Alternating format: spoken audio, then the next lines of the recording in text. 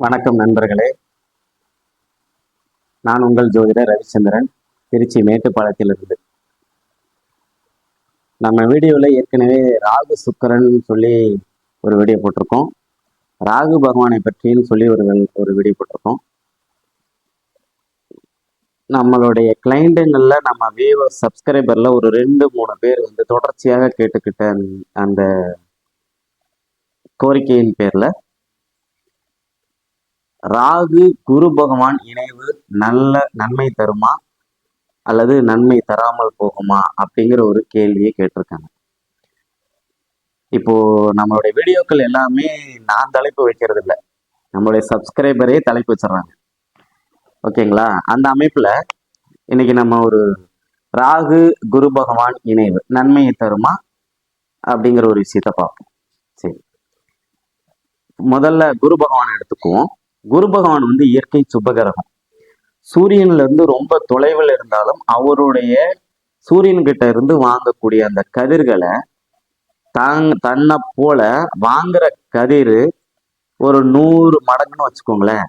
அதை தான் கிட்ட வாங்கி ஒரு 300-400 மடங்காக திருப்பி பூமிக்கு திருப்பி கொடுக்குறாரு. அதன் காரணமாகத்தான் குரு முழு சுபகிரகமாக நம்ம போற்றப்படுகிறது. ஜோதிட கிரந்தங்கள்ல இப்படிதான் சொல்லப்பட்டிருக்கு. அப்ப இந்த குரு முழுமையாக வெளிச்சத்தை தருபவர், இருளை போக்குபவர்னு அர்த்தம். குருங்கிற சமஸ்கிருத வார்த்தைக்கு தமிழ்ல இருளை போக்குபவர் என்று அர்த்தம். நம்ம வீடியோக்கள் இது சொல்லியிருக்கேன். சரி, இது குரு பகவானை பற்றி. குருனாவே நல்ல விஷயங்கள், நல்ல மனசு, நல்ல மனிதர், நல்ல பணம், நல்ல குழந்தைகள், நல்ல விதமான வசதி வாய்ப்புகள், இது எல்லாமே குரு குறிக்கும். நல்ல ஆன்மீகம், இது எல்லாமே குரு குறிக்கும். ராகு பாத்தீங்கன்னா சூரியனுடைய நிழல் பூமியில் ஒரு பக்கம் விழும், அதுதான் ராகு. அந்த நிழல் அப்படிங்கிறது நீங்க வெளிச்சத்திலிருந்து நம்ம ஒரு வெளிச்சத்துல இருப்போம். எனக்கு பின்னாடி இப்ப பாருங்க, நான் கையை தூக்குற பின்னாடி ஒரு நிழல் தெரியுது. இந்த நிழல் தான் பாத்தீங்கன்னா சூரியன். பகலில் தெரியக்கூடிய சூரியனின் நிழல் ராகுவாகவும், இரவில் தெரியக்கூடிய சந்திரனின் நிழல் கேதுவாகவும் சொல்லப்பட்டிருக்கு. ஓகேங்களா? அப்போ இந்த வீடியோல நம்ம ராகுவை பத்தி மட்டும்தான் பார்ப்போம். ராகு இயற்கையிலேயே ஒரு சுய ஒளியை தர இயலாத ஒரு கிரகம். நல்லா புரிஞ்சுங்க. குரு தாங்கிட்ட வர பவரை 3 மடங்கு பூமி நோக்கி தன்னுடைய ஒளியை செலுத்தி பூமியில நல்ல விஷயங்களை உண்டு பண்ணக்கூடிய கிரகம் குரு பகவான். ஆனா ராகு முழுமையாக அவர் இருள் தன்மை இருக்கக்கூடிய ஒரு கிரகம். இந்த ராகுவோட ஒரு ஒளி கிரகங்களோட ஒரு ஒளி இல்லாத கிரகங்கள் இணைந்தால் நன்மையை தருமா தராதா அப்படிங்கிறதான் நம்ம சப்ஸ்கிரைபர் கேட்டிருக்கிற கேள்வி. அந்த கேள்வி ஒரு வீடியோவாவே போட்டலாம் அப்படின்னு ஒரு முடிவு எடுத்தாச்சு. சரி, நல்லா பாத்துங்க. பொதுவாகவே ராகு குரு 2 பேரும் நெருக்கம் எவ்வளவுங்கிறத முதல்ல கணக்கெடுக்கணும். குரு ராகுவை நோக்கி போறாரா, குரு ராகுவை விட்டு விலகி போயிட்டாரான்னு பார்க்கணும். நல்லா பாத்துங்க. இந்த இடம் தான் ராகுன்னு வச்சுக்கோங்க. இங்க குரு இருக்கிறாருன்னா இந்த ராகு இப்படி வருவார், குரு இப்படி போவார். இவர் கிளாக் வைஸ்ல போவாரு, இவர் ஆன்டி கிளாக் வைஸ்ல ரிவர்ஸ்ல வருவார். அப்போ ஒரு வீட்டுல 30 டிகிரியில 25 டிகிரியில குரு பகவான் இருக்கிறாருன்னு வைங்களேன். இங்கே அந்த வீட்டுல 6 டிகிரியில ராகு இருக்கிறாருன்னா ராகு குருவை இணைய தொட போறாருன்னு அர்த்தம். இதே அப்படி திருப்பி இப்படி வச்சுக்கோங்க. ராகு ஒரு வீட்டுல 21 டிகிரி, குரு அந்த வீட்டுல 2 டிகிரில இருக்கிறார் அப்படின்னா இது இணைவே கிடையாது, இது தோஷமே ஆகாது. நல்லா புரிஞ்சுங்க. எல்லாருமே இதை நீங்க தெளிவா முதல்ல கவனிச்சுங்க. ராகுக்கு முன்னாடி குரு இருக்கிறாரா, ராகுக்கு பின்னாடி குரு இருக்கிறாரான்னு சொல்லி பார்க்கணும். ஃபர்ஸ்ட் அதுதான். ஏன்னா நம்ம தலைப்பு ராகு குரு இணைவு தான், நம்ம அதை பத்தி மட்டும்தான் பேச போறோம். அவங்க வீடு கொடுத்தவங்க, நட்சத்திரம் கொடுத்தவங்க, அதை பத்திலாம் நம்ம இந்த வீடியோல பேசல. ராகு குரு இணைவு நன்மை தருமா தராதா, அதுதான் கேள்வி. அப்போ ராகுவும் குருவும், அதாவது ராகுவை கடந்து விட்ட குருவா, குருவை கடக்க போகும் ராகுவான்னு சொல்லி நம்ம பார்க்கணும். இந்த 2 விஷயத்துலதான் சார் இந்த கேள்விக்கான பதில் நம்ம கிட்ட இருக்கு. அதுக்கு நீங்க டிகிரி வைஸா பாருங்க. பழைய மெத்தேடுல பார்த்தவங்க பாத்தீங்கன்னா பாதம் வைஸா பாருங்க. இப்ப நான் ஒரு உதாரணத்தை சொல்றேன். உத்திராட நட்சத்திரம் 2ஆம் பாதத்துல குரு இருக்கிறார். திருவோண நட்சத்திரம் 4ஆம் பாதத்துல ராகு இருக்கிறார்னா இந்த ராகு குருவை வந்து தொடுவார். இந்த குரு ராகு இணைவாங்கன்னு அர்த்தம். இதே அப்படியே திருப்பி போட்டுக்குங்களேன். உத்திராட நட்சத்திரம் 2ஆம் பாதத்துல ராகு இருக்கிறாரு, திருவோண நட்சத்திரம் 4ஆம் பாதமும் அவிட்டம் 1ஆம் பாதத்துல குரு இருக்கிறாருன்னா இங்க ராகுவை கடந்து விட்ட குரு இவர் நன்மை செய்வார். நல்ல கவனிங்க. இங்க பொதுவா சார் ராகுவும் குருவும் எந்த வீட்டில் இணைந்தாலும் 8 டிகிரி 13 டிகிரிக்குள்ள 2 பேரும் இணைஞ்சிருந்தாலும் ராகு திசை மேக்சிமம் நன்மையை தரும், குரு திசை சாதகமற்ற பலனை மட்டுமே கொடுக்கும். சரி, இதுக்கு விதிவிலக்கெல்லாம் இருக்கு. இந்த ராகு குரு பகவானுக்கு நேர் 7ஆம் இடத்துலயோ 6, 7, 8ல பௌர்ணமி சந்திரன், ஏகாதிசி, துவாதிசி, அதுல வளர்பிறையில வரக்கூடிய அந்த திதியில இருக்கக்கூடிய சந்திரன், தேய்பிரையில பஞ்சமிக்குள்ளார இருக்கக்கூடிய சந்திரன், இவர்களுடைய பார்வை படும்போது ராகு திசை யோகத்தை கொடுக்கும், குரு திசை யோகத்தை கொடுக்கும், மாற்றமே கிடையாது. சரி, இந்த யோகம் நிறைய கொடுக்குமா சார், கம்மியா கொடுக்குமா சார்? அதுக்கு ஒரு கேள்வி நீங்க கேட்பீங்கல்ல, நல்லா கவனிங்க. அருள் அணின்னு சொல்லக்கூடிய மேசம், விருச்சிகம், சிம்மம், கடகம், தனுசு, மீனம் இந்த 6 லக்னங்களுக்கும் குரு பகவான் நன்மையை அதிகமாக செய்வார். மீதி இருக்கிற 6 லக்னம் இருக்கு பாருங்க, ரிஷப, துலாம், மிதுனம், கன்னி, மகர, கும்பம் இந்த 6 லக்னங்களுக்கு குரு தன்னுடைய பலன்களை கொஞ்சம் குறைச்சே செய்வார்.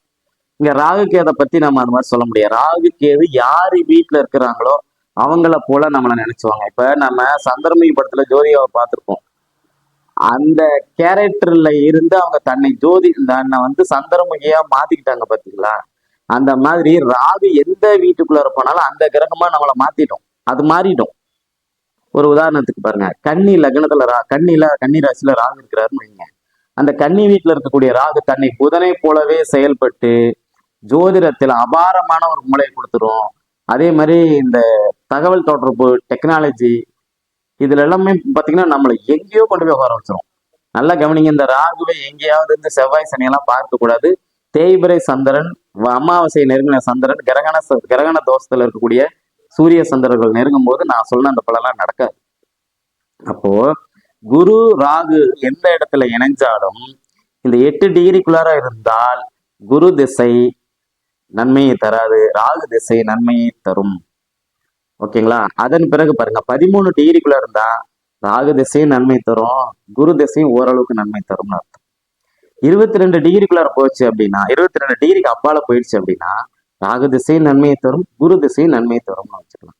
நீங்க வந்து எப்படி எடுக்கிறீங்க அப்படின்னா, குரு திசை அதிகமான நன்மையும் ராகு திசை சற்று குறைவான நன்மைகளும் கொடுக்கும்.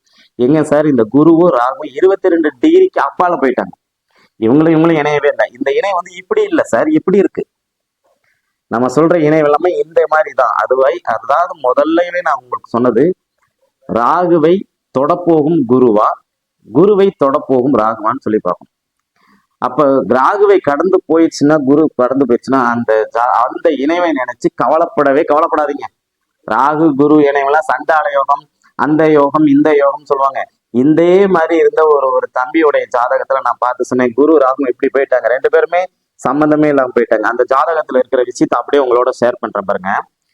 ராகு வந்து துலாம் ராசியில சுவாதி நட்சத்திரம் முதல் பாதத்துல இருக்கிறார்.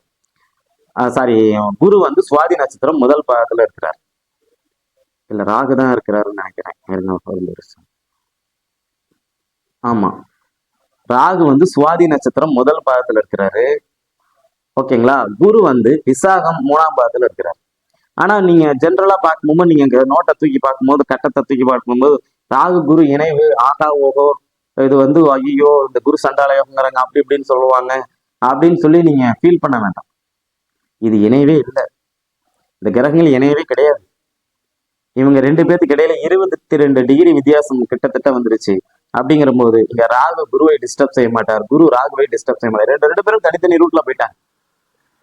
சரிங்களா? ஒரு பஸ் எதிரில வரும்போதுதான் சார் பிரச்சனை. இது இப்படி போய் இது இப்படி போகும்போது பாத்தீங்கன்னா அது பிரச்சனை வராது.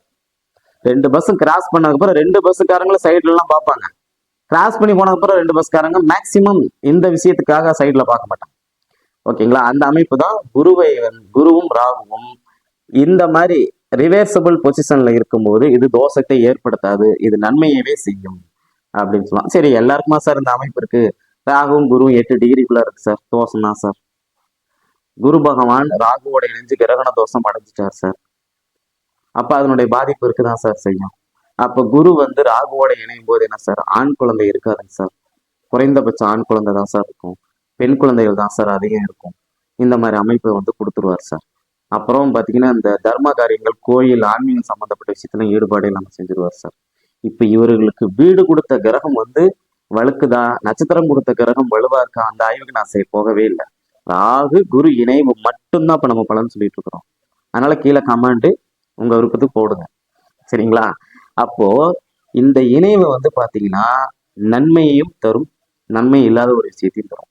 இப்படி இருக்கும்போது பாதிப்பு, இப்படி இருக்கும்போது பாதிப்பு இல்லை. அதாவது குரு வந்து ராகுவோட, அதாவது ராகு வரக்கூடிய பாதையில குரு போய் இணையும் போது பாதிப்பு, சரிங்களா? ராகு இருக்கக்கூடிய பாதையை கடந்து இருக்கிற டிகிரி கடந்து குரு போயிட்டேன்னா அது பாதிப்பே கிடையாது சார். கண்டிப்பாக இது யோகத்தை செய்யும், சரிங்களா? இது வந்து இதுக்காக நீங்க வந்து இந்த குரு சண்டால யோகம் சொல்லிட்டாங்க, மற்ற ஜோசியர்கள் அந்த மாதிரி சொல்லியிருக்காங்க. ஏன்னா இன்னைக்கு நம்ம கேட்ட கிளைண்ட் இப்படிதான் கேட்டாங்க. ராகு குரு இணைவு வந்து சார் தோஷமா சார், என் பையனுக்கு இருக்கு சார் அப்படின்னா. இல்லம்மா, நான் அவங்ககிட்ட சொன்னது, நீங்க அப்பாயின்மெண்ட்ல காலையில பார்த்த அப்பாயின்மெண்ட்ல நான் சொன்னது, அம்மா ராகுவை குரு கடந்து போயிட்டாருமா, அதனால குரு சண்டால யோகம் இங்கே இல்லம்மா, இருந்தாலும் உங்க பையன் கொஞ்சம் பொய் பேசுவாருமா அப்படின்னு சொன்னேன். ஆமாங்க, அதெல்லாம் போய் பேசிட்டு தாங்க இருக்கிறாரு, மற்றபடி வேற எல்லாம் பெரிய ஒரு விஷயம் இருக்காதுமா, ஜாதகர் நல்லாவே இருப்பாருமா அப்படின்னு நான் வந்து சொன்னேன். அப்போ ராகு குரு இணைவு இருக்குன்னா உடனே நீங்க ஒரு தவறான ஒரு முடிவுக்கு வர வேண்டாம். ஏன்னா ஒரு ஜோதிடர்கிட்ட போகும்போது அந்த ஜோதிடர் வந்து முழுமையாக அதை ஆய்வு செய்து அதற்குரிய பலன்களை உங்களுக்கு வந்து சொல்லுவார். இப்ப நீங்க நிறைய பேர் என்ன பண்றீங்க, ஜோதிடம் கத்துட்டு இருக்கிறீங்க. இதுல ஒரு ஒரு விஷயம் நான் வந்து இது பண்ணோம்.